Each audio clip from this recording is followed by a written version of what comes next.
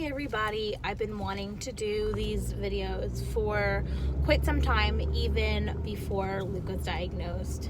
But with anything, putting things out into the world, and especially on the internet, you could be setting yourself up for all sorts of drama. But I feel like Luke's story is amazing and it deserves to be told in an amazing way, and it would also be, I think, good for me to kind of video journal and just talk out Luke's story. So I guess I'll start at the beginning. Quick background. Me and Todd have been together 10 years this July. We got married in 2015. We got pregnant right away. Luke was born in July of 2016. We had a very typical pregnancy, besides that I had hyperemesis gravidium, which is basically very, very, very, very, very, very bad morning sickness. All the scans came back normal. We actually had an extra scan of his heart just to make sure that was perfect, and it was, and everything was always normal. He was born on his due date. He was an induction. The only thing that was weird was I was measuring big, but he wasn't. Turns out that I had a lot of extra water, so Luke was kind of just floating around in there. Labor and delivery was pretty non-eventful. It was actually relatively easy, if I dare say that. But right after he was born, they laid him on my chest and his left leg started tremoring. It just kind of like was jerky and was kind of shaking.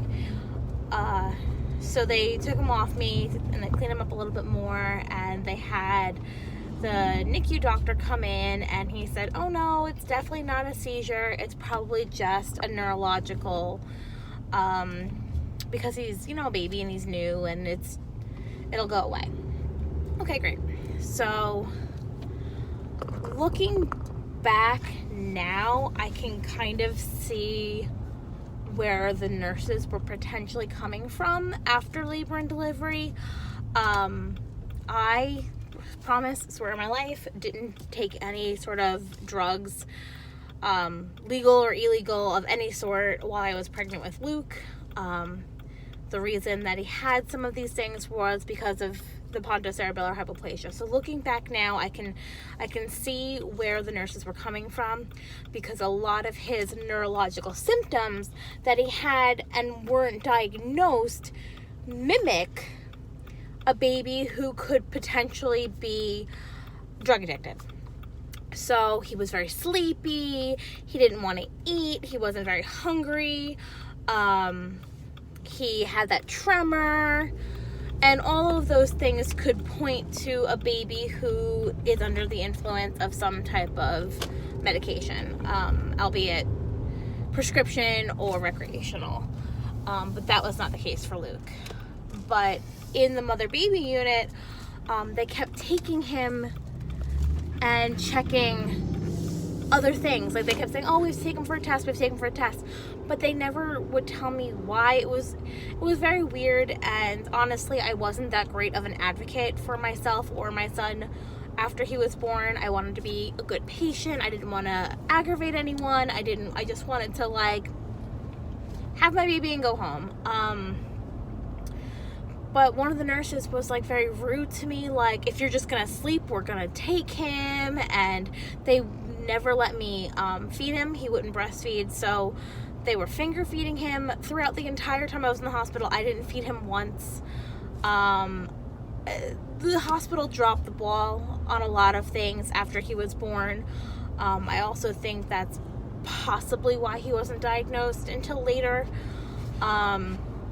And I also think that they were stuck on this fact that they thought that maybe that he was potentially drug addicted, and they didn't look for any other possibilities. These are the symptoms that he has, and that's probably what it is, when in fact he had something wrong with his brain.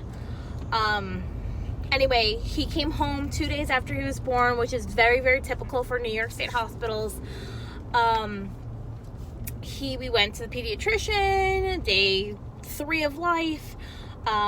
He wasn't up to birth weight yet. They told us to come back. We basically did that for 3 months, where we went to the doctor every week to every 3 to 5 days, basically, for weight checks, and he wasn't gaining weight, and he wasn't gaining weight, and he wasn't gaining weight, and it took him forever and a day to get back up to birth weight. And we're at an intersection here, guys.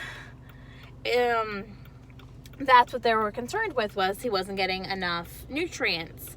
I saw every IBCLC, I feel like, in the Northeast to try to get this kid to latch, and he refused. I tried everything in the book to get him to latch, and he just was not feeling it.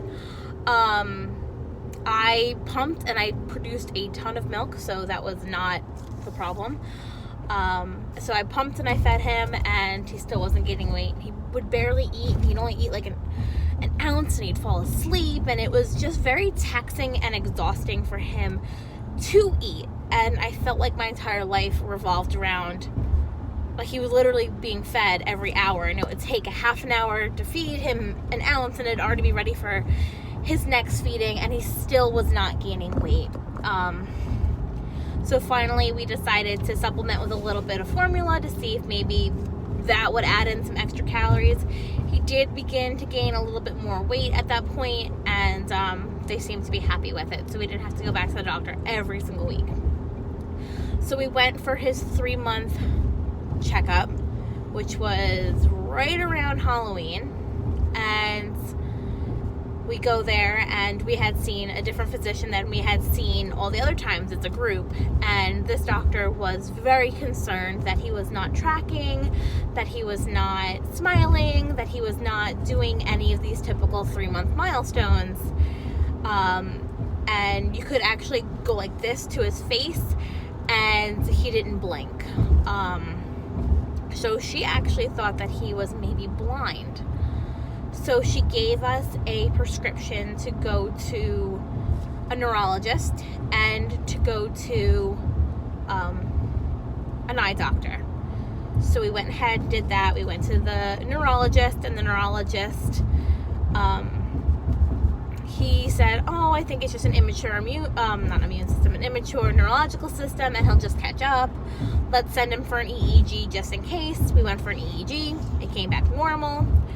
We went to the eye doctor. He did a very, very, very thorough exam on a 3.5-month-old and said that, everything looks good. He has all the right things he needs to see. He has all the correct anatomy.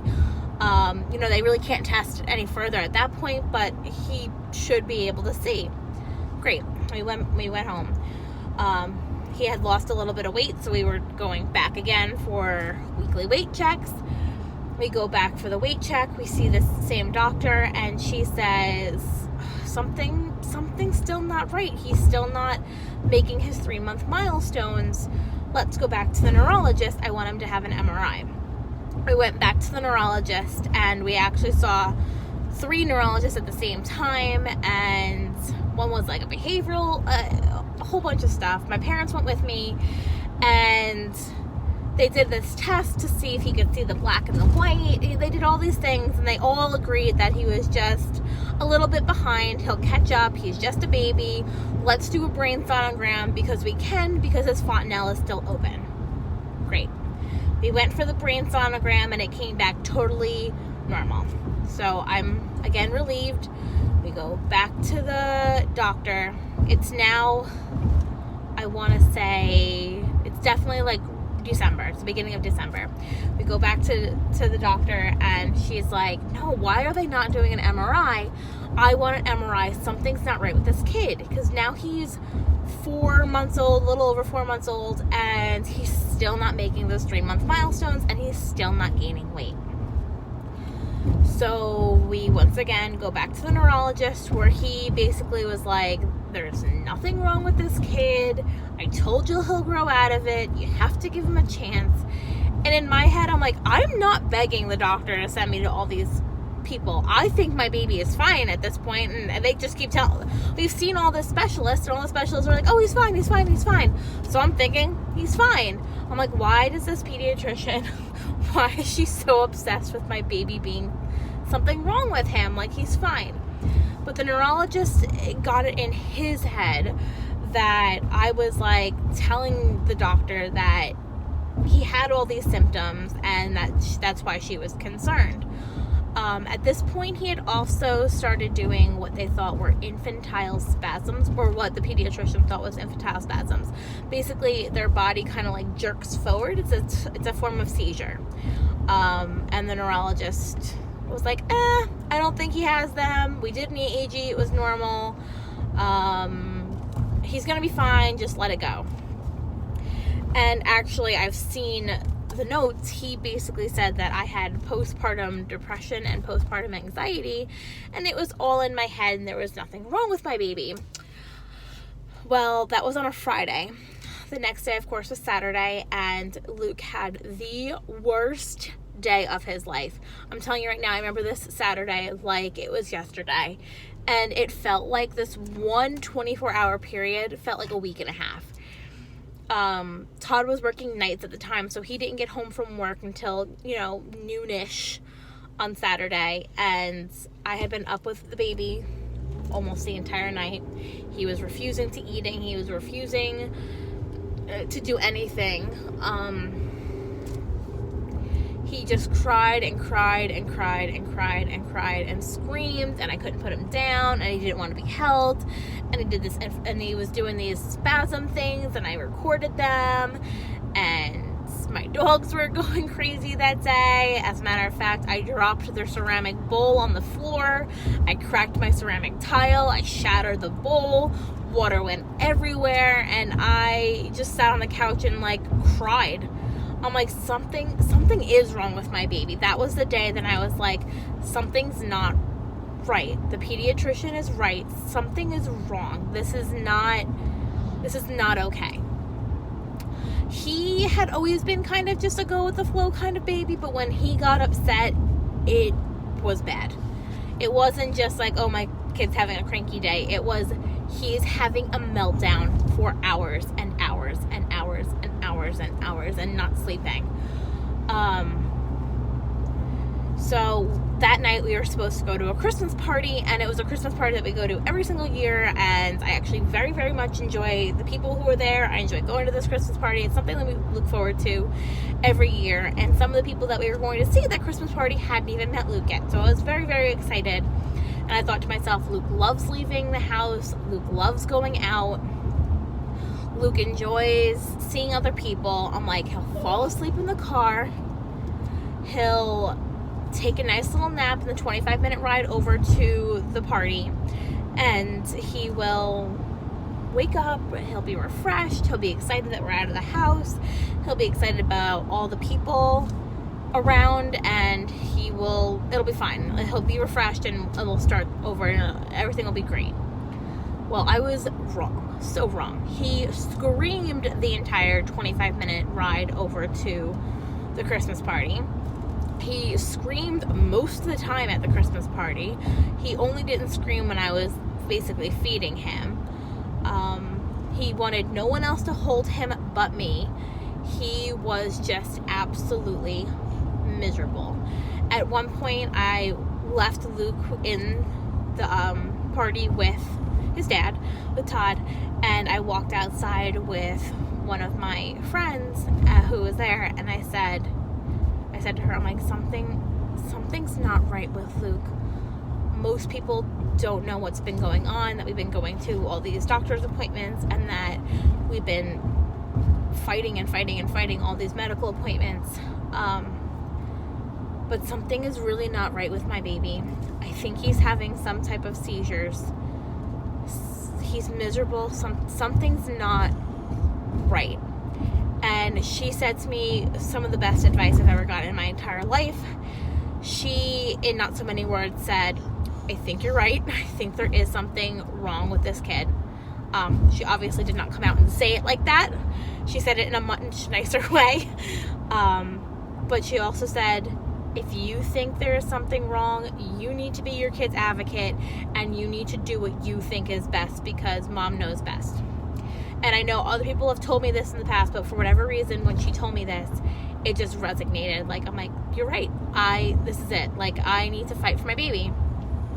I went back inside. We hung out for a little while longer. He was not getting any happier. Finally, I said to Todd, I'm like, we need to go. And we said goodbye quickly, and we ran out the door very quickly. And in the car, I'm driving. Luke is screaming in the back seat. I turn to Todd and I say, we have to go to the hospital right now. And he's like, what? I'm like, we have to go to the children's hospital right now. Something is seriously wrong with him, and we need to go. And I think the seriousness in my voice and the fact that my voice was shaking when I told him this, he wasn't even like, you're insane. He was like, okay, let's go. I called, we had to run home real quick and let the dogs in because they were outside. We have like a dog room. We had to let them in. We had to make sure that they had food. They had to make sure they had water. I called my mom. I called my brother or sister. I don't remember which one. And I said, can someone please come make sure the dogs are okay? We're going to Westchester. We're going to the hospital. We're going now. End of discussion. And I honestly think that a majority of my family probably thought I was nuts at this point, because he was just like, they weren't there 24/7. They weren't with him 24/7. They weren't seeing when he got absolutely miserable. They weren't seeing that he was up all night. They weren't seeing any of this. And I think they thought, like, the neurologist told you yesterday he's fine. Like, stop. So we drive down to Westchester with Luke screaming bloody murder in the back. And thus began the week from you know where. Alright, I will follow up in a different video, and I will continue this story. Talk to you guys later. Bye.